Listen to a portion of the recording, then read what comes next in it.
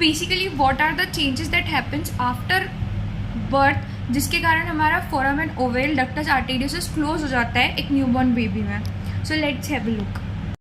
तो बेसिकली बच्चों में क्या होता है, हमारा ये जो हार्ट है इसके राइट एट्रिया और लेफ्ट एट्रिया के बीच में कनेक्शन ओपन रहता है, जिसे हम कहते हैं फोरामेन ओवल। ठीक है, अब ये कनेक्शन बर्थ पे क्यों अपना ओपन रहता है? वो इसलिए रहता है क्योंकि बर्थ के पहले हमारा जो राइट एट्रिया है यहाँ पे ब्लड आता है अपना अम्बिलिकल वेन से।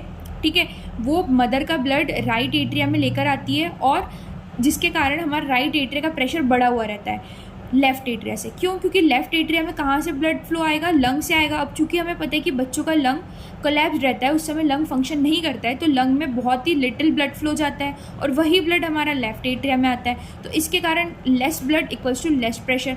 तो लेफ्ट एट्रिया का जो प्रेशर रहता है वो कम रहता है राइट एट्रिया से। ठीक है, तो हमारा ये फोरामेन ओवल आराम से ओपन रहता है। अब आफ्टर बर्थ क्या होता है? Because the baby takes his first breath and the lung expand, so lungs में हमारा ब्लड फ्लो बढ़ता है, वहाँ से ब्लड आना हमारे लेफ़्ट एट्रिया में शुरू करते हैं। अब लेफ़्ट एट्रिया में प्रेशर बढ़ गया और राइट एट्रिया में प्रेशर कम हुआ। क्यों कम हुआ राइट एट्रिया में? क्योंकि अब अम्बिलिकल कॉर्ड हमने क्लैम्प कर दी है, अम्बिलिकल कॉर्ड को हमने स्टॉप कर दिया वहाँ से प्लेसेंटा ब्लड फ्लो, तो वहाँ पे ब्लड फ्लो कम हो जाता है और इसका प्रेशर कम हो जाता है। अब चूँकि ये प्रेशर चेंजेस हुए हैं, हमारा लेफ़्ट एट्रिया में जो है वो प्रेशर बढ़ गया है राइट एट्रिया से, तो जो सेप्टम प्राइमम होता है, ये जो हमारा सेप्टम प्राइमर है, प्राइमम में वो प्रेशर लगाता है सेप्टम सेकेंडम पे, जिससे हमारा जो फोरामेन ओवल है वो क्लोज हो जाता है। ठीक है, तो ये हमारा किस में हुआ? हमारा सर्कुलेटरी चेंजेस में, जिसमें हमारा फोरामेन ओवल क्लोज हुआ है।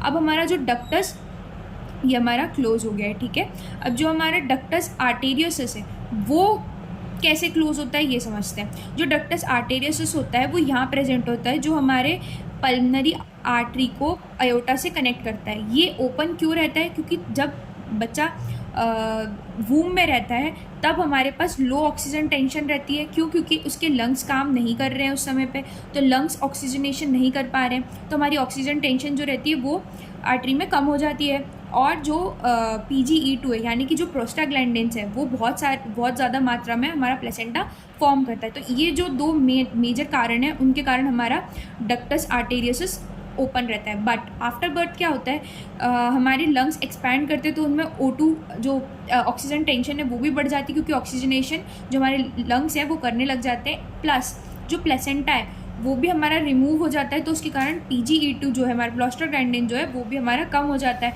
तो इस ऑल टुगेदर इनके कारण प्रेशर डिफरेंस क्रिएट होता है और फिर से हमारा जो डक्टस आर्टेरियस है वो क्लोज हो जाता है।